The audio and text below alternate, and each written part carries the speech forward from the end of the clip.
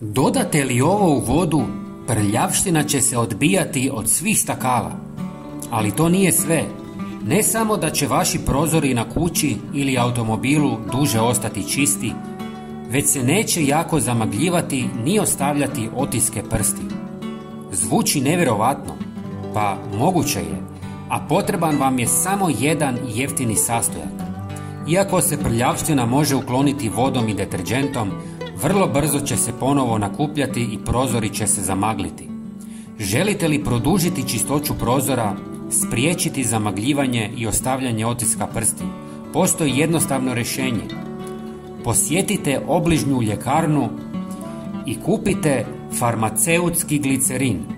Za samo nekoliko eura dobit ćete 60 grama glicerina koji će značajno poboljšati čistoću prozora i dodatno ih zaštititi.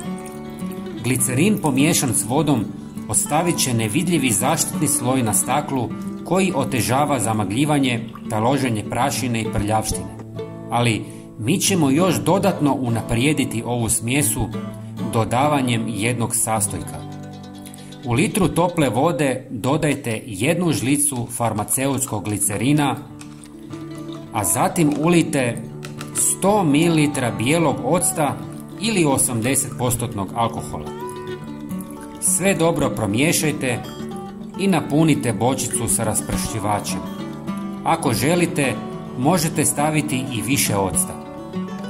Ova kombinacija ima dvostruko djelovanje. Glicerin stvara zaštitni sloj, dok ocat ili alkohol razgrađuje masnoće i dezinficira površinu. Prskanjem ove mješavine na prozorima osigurat ćete im dugotrajnu čistoću i sjaj. Površine će biti blistave i dugotrajno zaštićene od prljavštine.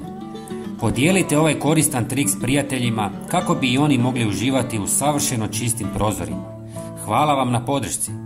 Operite svoje prozore s ovom mješavinom i uživajte u njihovoj dugotrajnoj čistoći.